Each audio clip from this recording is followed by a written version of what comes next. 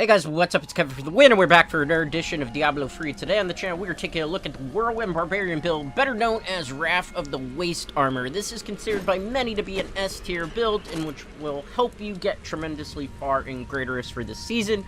2-piece bonus, increase the damage per second of Rend by 500% and its duration by 15 seconds. 4-piece during Whirlwind, and for 3 seconds after, you gain 50% damage reduction, and your applied Rends deal triple damage. 6-piece bonus, Whirlwind gains the effect of Death Devil's Ruin, and all Whirlwind and Rend damage is increased by 10,000%. So as you can see, the focus is mostly on Whirlwind with this build. We're going to be using mostly a full set of the Waste Armor. However, to help augment its power, we are going to be using the Captain Crimson set, because Captain Crimson does go with everything. If you need a refresher on Captain Crimson, 6,000 life per second, reduces cooldown on all skills by 20%, reduces all resource costs by 20%, damage dealt is increased by your percentage of cooldown reduction, damage take is reduced by your percentage of cooldown, cost reduction, excuse me.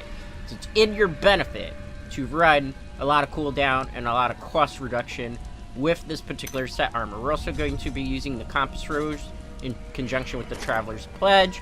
Basically says when you're moving, damage is reduced, while standing still, damage is increased by 100%. We're going to be using Mortrix Brace for the Bracer. We're going to be using Skull Grasp, very important to run this ring because it increases the damage of Whirlwind. We're going to be using the Blue Kaflos Vow Weapons because this will help 15 Fury Generation. During Whirlwind, you gain 45% increased attack speed and movement speed. So definitely you must run those weapons for this build to work. And everything else here is pretty much full. Wrath of the Berserker, Insanity is one of the skills you want to use. Rend, Mutilate would be the next skill I would recommend. Threatening Shout, Falter, definitely run that. Battle Rage, Bloodshed, which helps tremendously higher up in Grey Rifts. Ignore the Pain, Iron Hide. Whirlwind, Blood Funnel, remember you also get the Dust Devil's Ruin, so that'd be helpful. For the passives, Berserker Rage, Ruthless, Weapons Master, and last but not least, you want to run Rampage. In the Kanai's Cube, you must run Ambo's Pride to get the most out of your Whirlwind. Mantle of Channeling and Ring of Royal Grandeur. This is what my Paragon's going to look like. Obviously, you're playing Season, you want to have access to that. For the follower recommendation, Broken Crown, Flavor of Time, Nemesis Bracers. Everything else is kind of just throwaway. It's nice to have, but they're not going to help as much as a Nemesis Bracer Flavor of Time will. Okay. For the purpose of the showcase, we will do 3 different types of Greater Rifts, that being a Greater Rift 60, a Greater Rift 70, and a Greater Rift 80. That way you can see how this armor does, from Torment 13 going all the way up to Torment 16 plus difficulty. Now, in fully optimized hands, this armor should, in theory, be able to get you up into the Greater Rift, at least into the 135 range solo. Skill player fans, maybe even 150, all depending if you follow the advice that I'm going to give you in this guide. So when you get into the Grey Rift, first thing you want to do is go Wrath of the Berserker, and then you're just literally going to hold in your Whirlwind. Anytime you get close to an Elite Pack monster, use your Threatening Shout to do increased damage on them. Anytime you feel like a monster is taking too long to kill, you could use your Bloodshed particular skill to help with that. And if you feel like you're going to take more damage, definitely pop your Iron Hide. That way you can take get a bit more tanky as you're going through things. Now with the Whirlwind Barbarian build, literally all you have to do is hold in the Whirlwind and keep moving. However, with Whirlwind builds, people tend to get a little bit too aggro in certain retrospects, so you have to be careful because Whirlwind is very susceptible to getting killed by AoE effects, that being lasers, acid pulls, explosions, sometimes the fat mobs that explode hydras.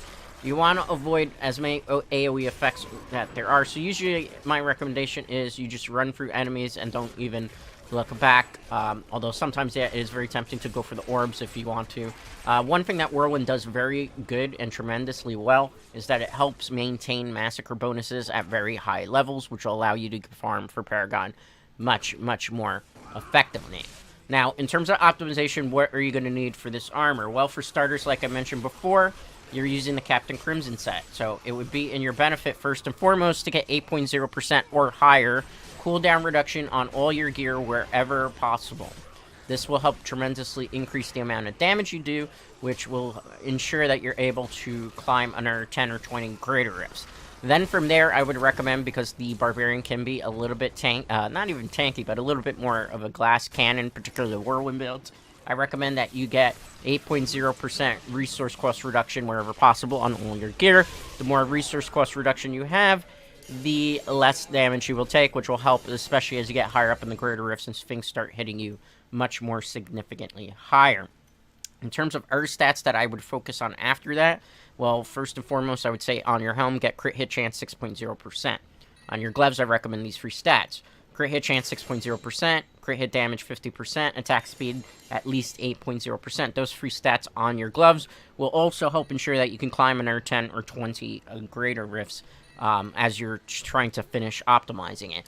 Then from there, obviously, because this is a Whirlwind build, you want to get Whirlwind 15% wherever possible, as well as Rend 15% wherever possible, because the armor does use Rend. Even though it doesn't do it directly, it does it through its use of Whirlwind, so it is in your benefit to augment its power as well. Naturally, afterwards, you want to focus on the max rolls of your strength.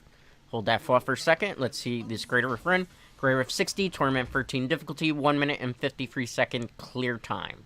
And this is not fully optimized, mind you. Alright, we're going to jump into a Greater Rift 70. Same strategy as before. Activate your Wrath of the Berserker. Then you're just going to whirlwind around. Anytime you run into Elite Pack, you may want to use your Threatening Shout just to increase the amount of damage, or if there's a lot of enemies on the screen. Then from there, if you feel like you're going to be fretting and taking too many hits, make sure to pop your Ironhide. Last but not least, if you need to get a little bit of extra hit, particularly I would say as you're going higher up, the Rift Guardians become a bit more problematic. That's when you want to pop your Bloodshed. Now, like I was saying before, on top of all the optimizations, you do want to make sure that you get the maximum rolls of strength wherever possible on your weapon, because the Barbarian relies on strength primarily. The more strength you have on your gear, particularly the maximum rolls, you'll be able to do more damage that way. Subsequently from there, obviously, you want all your pieces of gear to be at least Ancient Legendary value, that being the pieces of gear that have a gold border around them, or Primal Ancient Legendary gear, which is the ones that have the red border around them. If you're confused as to how you get a Primal Ancient Legendary, if you're playing Seasonal character, a Seasonal character will only have access to it after it clears a Greater Rift 70 solo this season.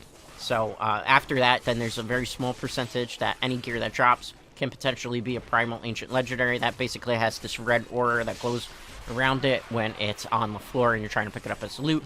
You know that you have a Primal Ancient Legendary if it has a red crimson border around it.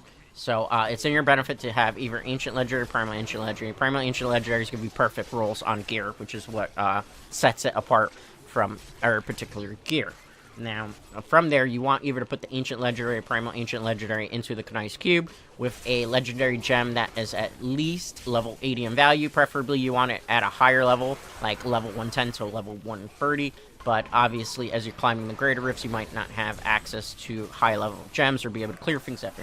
So it's okay to, in my personal opinion, start augmenting at somewhere around level 80. Seasonal characters, you're going to have to do at level 50. Keep in mind that once you put a augmentation into your armor, it's okay. You can override it with another legendary gem. Obviously, you just have to work on leveling up a different legendary gem. Now, actually, for legendary gems that you should be using for this build, what should you be using? Well, first and foremost, I would recommend Bane of the Stricken, because there are times when you're going to attack targets that will be taking multiple hits, and you're going to have to run through it with Whirlwind multiple. Bane of the Stricken, definitely an absolute necessary on here.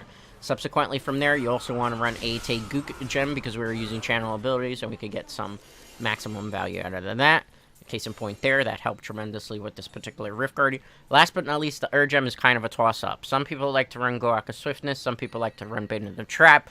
I think either or are pretty good for you. I like Bane of the Trap personally, because Bane of the Trap is probably one of the best gems that is available in Diablo 3. And there's really no reason any build should probably not use it, unless it's a very, very niche.